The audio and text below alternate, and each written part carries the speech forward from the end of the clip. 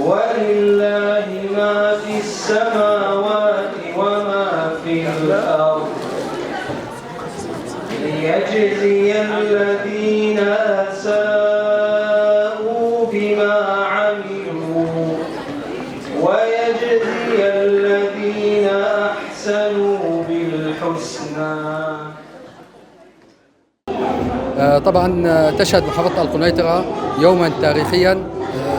في هذا اليوم يتم تخريج دفعة من كلية الاقتصاد. طبعا هذه الدفعة هي منارة لمحافظة القنيطرة، هي عهد جديد في حكومة جديدة تشهد بها انطلاقة للعلم وانطلاقة للثقافة وانطلاقة للوعي، وإن شاء الله تعالى مستمرون في محافظة القنيطرة بنبذ فلذات أكبادها في سبيل أن تكون منارة وفي سبيل أن تكون نهجا على مسيرة نبيه محمد صلى الله عليه وسلم معلم الناس الحق، المعلم الأول، وامتثالا لقوله تعالى: هل يستوي الذين يعلمون والذين لا يعلمون، وحديث النبي: من سلك طريقا يلتمس فيه علما سهل الله له طريقا إلى الجنة.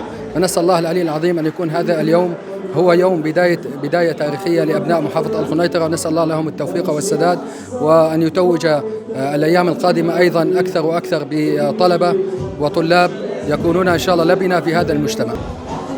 اليوم كان عندنا طبعا مناسبة غالية على قلوبنا جميعا، على الطلبة من جهة وعلى ذويهم من جهة ثانية، وعلى الكادر التدريسي في هذه الكلية.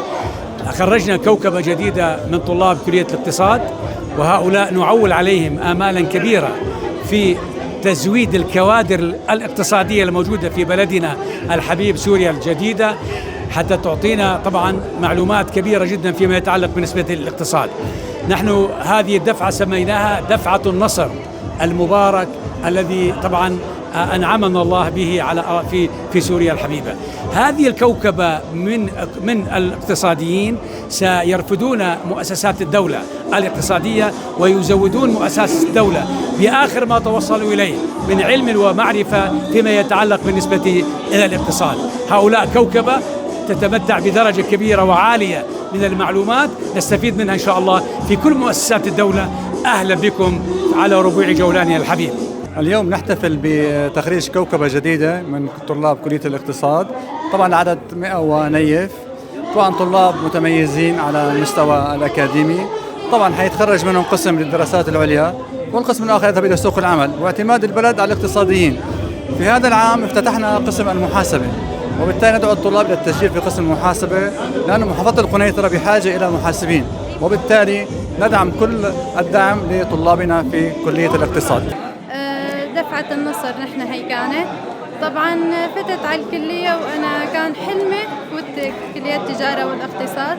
كانت جامعة كتير رائعة بمسيرتي الدراسية، وكادر تدريسي كان من دكاترة وعمدة متألقين يعني عن جد. وبهدي تخرجي حاد لوالدتي ووالدي وأخواتي.